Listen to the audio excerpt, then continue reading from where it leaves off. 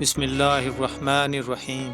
حاکی voice کے معزز ناظرین، اسلامی سلطنت کے ایک ایسے خلیفہ جن کے دور میں اسلامی ریاست کو ایک عالمی طاقت میں تبدیل کر دیا گیا اور پھر اسی اسلامی طاقت نے اس وقت کی دو سپر پاورز سے ٹکر لی، وہ خلیفہ جنہوں نے محض 10 سال کے عرصے میں اسلامی سلطنت کا رقبہ یا ایریا 22 لاکھ مربع میل تک پھیلا دیا، جس میں آج کے دور کا پورا ایران، پورا عرب، شمالی افریقہ، ترکی کا مشرقی حصہ، افغانستان اور موجودہ پاکستان میں بلوچستان کا کچھ حصہ بھی شامل تھا۔ اسلام قبول کرنے سے پہلے ان کی اسلام دشمنی ایسی کہ حضور صلی اللہ علیہ وسلم کو قتل کرنے کا ارادہ بھی رکھتے تھے، اور پھر انہی کے بارے میں کہا گیا ہے کہ اگر آپ صلی اللہ علیہ وسلم کے بعد کوئی نبی ہوتا تو وہ عمر بن خطاب ہوتا۔ دوستو، اس ویڈیو میں ہم آپ کو خلفائے راشدین میں سے خلیفہ دوم حضرت عمر بن خطاب رضی اللہ تعالی عنہ کے خاندان کی بات کریں گے۔ حضرت عمر فاروق رضی اللہ تعالی عنہ کے آباء و اجداد کون تھے اور وہ عربوں کے کون سے قبیلے سے تعلق رکھتے تھے؟ آپ کا محمد صلی اللہ علیہ وسلم سے صحابی ہونے کے علاوہ کیا رشتہ تھا، اور آپ کا شجرہ کس جگہ اور کتنی پشتیں پیچھے محمد صلی اللہ علیہ وسلم سے جا ملتا ہے؟ لیکن اس سے پہلے اگر آپ نے ابھی تک ہمارے چینل حاکی وائس کو سبسکرائب نہیں کیا ہے، ابھی سبسکرائب کر لیں اور ساتھ میں لگے گھنٹی کے نشان کو پریس کر کے بیل نوٹیفیکیشن بھی آن کر لیں تاکہ ہماری آنے والی ہر نئی ویڈیو آپ کو بر وقت مل سکے۔ شکریہ۔ پیارے ناظرین، حضرت عمر کا شجرہ نسب سمجھنے کے لیے ہمیں قبیلہ قریش کے ایک سردار کعب بن لوئی پہ جانا پڑے گا، جو کہ قریش میں بہت اہم مقام رکھتے ہیں، کیونکہ ان کی نسل سے قریش کے 5 سے زیادہ قبیلے نکلے، اور انہی پہ آگے نبی پاک صلی اللہ علیہ وسلم اور عمر فاروق رضی اللہ تعالی عنہ کا شجرہ آپس میں مل جاتا ہے۔ حضرت کعب سن 305 عیسوی میں مکہ میں پیدا ہوئے اور آپ اسماعیلی عربوں سے تعلق رکھتے تھے۔ آپ کا شجرہ نسب حضرت فہر، حضرت عدنان اور حضرت اسماعیل سے ہوتے ہوئے حضرت ابراہیم علیہ السلام سے جا ملتا ہے۔ حضرت کعب کے 3 بیٹے تھے جن کے نام مرہ، عدی اور حسیس تھے۔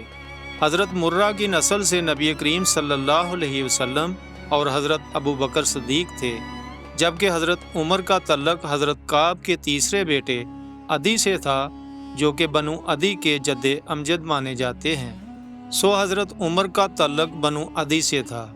ناظرین، چونکہ قریش میں بسنے والے 10 قبیلوں کی الگ الگ ذمہ داریاں ہوا کرتی تھیں، کوئی خانہ کعبہ کی دیکھ بھال کرتا تو کوئی حاجیوں کو پانی پلایا کرتا تھا۔ بنو عدی کے ذمے 2 کام تھے، ایک تو یہ کہ اگر 2 گروہوں میں صلح کروانی ہو تو وہ بنو عدی کے سردار کرواتے تھے، دوسرا اگر کہیں سفیر بھیجنا ہوتا تو وہ بھی بنو عدی سے ہی جاتا تھا۔ یہ لوگ صفا اور مروہ کی پہاڑیوں کے درمیان بستے تھے۔ دوستو، عدی ابن کعب کے بعد رضاح، قرت، عبداللہ، ریا اور عبد العزیٰ آتے ہیں، جن کے بارے میں تاریخ میں کچھ زیادہ نہیں ملتا، اور ان کے بعد نفیل بن عبد العزیٰ آتے ہیں، جو کہ حضرت عمر رضی اللہ تعالی عنہ کے دادا تھے۔ ان کے بارے میں یہ مشہور ہے کہ جب آپ صلی اللہ علیہ وسلم کے دادا عبد المطلب اور بنو امیہ کے سردار حرب بن امیہ میں ایک تنازعہ پیدا ہوا تو دونوں نے اپنا مسئلہ ان کے سامنے رکھا۔ چونکہ بنو عدی اسی کام کے لیے جانے جاتے تھے تو انہوں نے ان دونوں گروہوں کو سنتے ہوئے حضرت عبد المطلب کے حق میں فیصلہ سنا دیا اور اس تنازعہ کو ختم کر دیا۔ ناظرین، نفیل کے بعد خطاب بن نفیل آتے ہیں، جو کہ حضرت عمر فاروق رضی اللہ تعالی عنہ کے والد اور 7ویں صدی کے ایک بہت بڑے تاجر تھے۔ چنانچہ انہوں نے نبی اکرم صلی اللہ علیہ وسلم سے پہلے یعنی بچپن اور جوانی کا زمانہ دیکھا، 600 صدی عیسوی میں انتقال کر گئے۔ ان کے بارے میں یہ آتا ہے کہ انہوں نے اپنے بھتیجے زید بن عمر کو شہر بدر کر دیا تھا۔ دوستو، اس وقت عربوں میں اسلام تو نہ آیا تھا، لیکن زید نے پتھر سے بنی مورتیوں کو پوجنے سے انکار کر دیا تھا، اور وہ مستقبل میں ایک نبی کے آنے پر بھی یقین رکھتے تھے۔ حضرت خطاب نے 2 شادیاں کی تھیں۔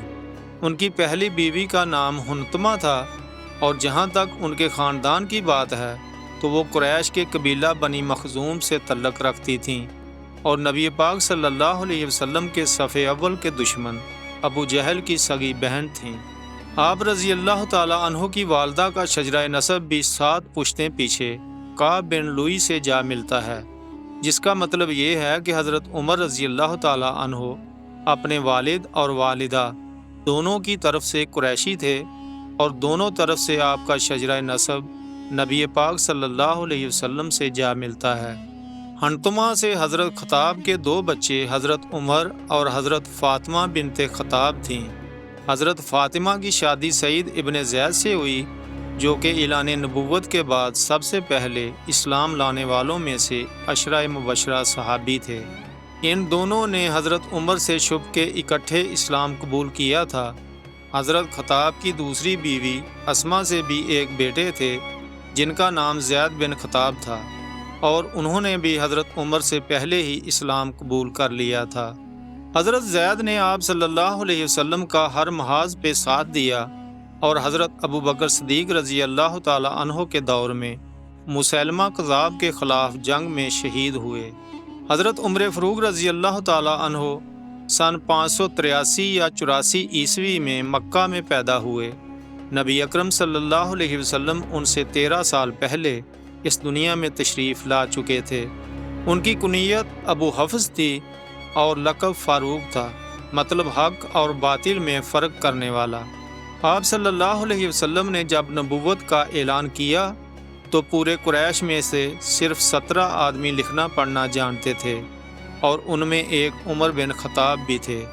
آپ کے بھائی زید، بہن فاطمہ اور بہنوئی سعید ابن زید نے تو جلد ہی اسلام قبول کر لیا تھا، لیکن آپ اپنے باپ دادا کے مذہب پر ڈٹے رہے اور اسلام کی مخالفت بھی کرتے رہے، اور اگر کوئی مسلمان ہو جاتا تو اسے مارتے پیٹتے بھی تھے۔ دوستو، جب مکہ میں مسلمانوں پہ ظلم حد سے زیادہ بڑھ گئے تو آپ صلی اللہ علیہ وسلم نے ایک دعا کی جس میں اللہ سے عمر بن ہشام یعنی ابو جہل یا عمر بن خطاب کو اسلام کے لیے مانگا، اور یہ دعا حضرت عمر فاروق رضی اللہ تعالی عنہ کے حق میں قبول ہو گئی اور وہ ایمان لے آئے۔ نبی اکرم صلی اللہ علیہ وسلم کی اسی دعا کی وجہ سے انہیں مراد رسول بھی کہا جاتا ہے۔ ان کے اسلام قبول کرنے کے بعد مسلمان خلم خلا دین اسلام پہ عمل کرنا شروع ہو گئے۔ حضرت عمر ایک بہت اعلیٰ پائے کے مفسر قانون بھی تھے، جو کہ مسلمانوں اور غیر مسلموں میں اپنے انصاف کے لیے مشہور تھے۔ اسی لیے نبی پاک صلی اللہ علیہ وسلم نے انہیں فاروق کا لقب دیا۔ دوستو، حضرت عمر فاروق رضی اللہ تعالی عنہ نے کل 9 شادیاں کی تھیں، لیکن تاریخ میں ان کی 7 بیویوں کے نام ہی ملتے ہیں۔ اسلام قبول کرنے سے پہلے آپ کی 3 بیویاں تھیں جن کے نام زینب، ملائکہ اور قریبہ تھے، لیکن حضرت عمر کے اسلام قبول کرنے کے بعد ان تینوں میں سے صرف حضرت زینب نے ہی اسلام قبول کیا، اور جب صلح حدیبیہ کے وقت مسلمانوں کو مشرک عورتوں سے شادی کرنے سے روک دیا گیا تو حضرت عمر فاروق نے ملائکہ اور قریبہ کو طلاق دے دی۔ ان میں قریبہ سے آپ کی کوئی اولاد نہ تھی، جبکہ ملائکہ سے آپ کے ایک بیٹے حضرت عبید اللہ ابن عمر رضی اللہ تعالی عنہ تھے۔ حضرت عمر فاروق رضی اللہ تعالی عنہ کی پہلی بیوی حضرت زینب سے ایک بیٹی حضرت حفصہ اور 2 بیٹے حضرت عبداللہ اور حضرت عبد الرحمن تھے۔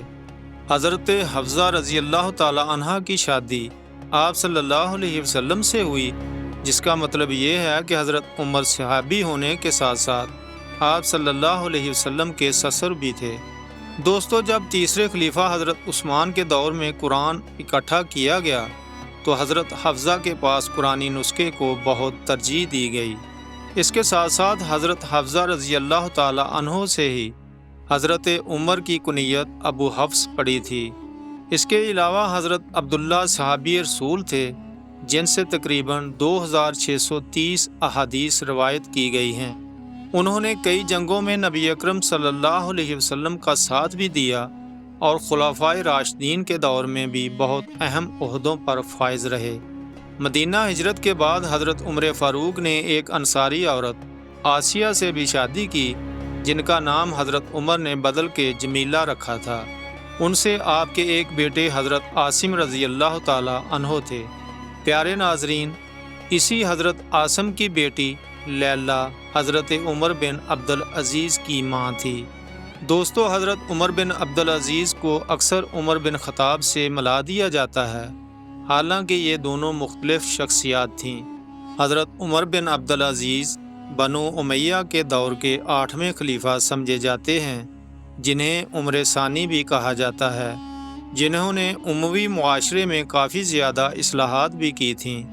ناظرین، حضرت عمر نے 5ویں شادی عتیقہ بنت زید سے کی، جو کہ آپ کے چچا زید ابن خطاب کی بیٹی تھی۔ حضرت عتیقہ کی شادی حضرت ابو بکر کے بیٹے حضرت عبداللہ سے ہوئی تھی، لیکن حضرت عبداللہ کے انتقال کے بعد حضرت عمر نے ان سے شادی کر لی۔ حضرت عتیقہ سے آپ کے ایک بیٹے حضرت ایاز رضی اللہ تعالی عنہ تھے۔ آپ رضی اللہ تعالی عنہ کی چھٹی بیوی ام حاکم تھی، جن سے آپ کی ایک بیٹی حضرت فاطمہ رضی اللہ تعالی عنہما تھیں۔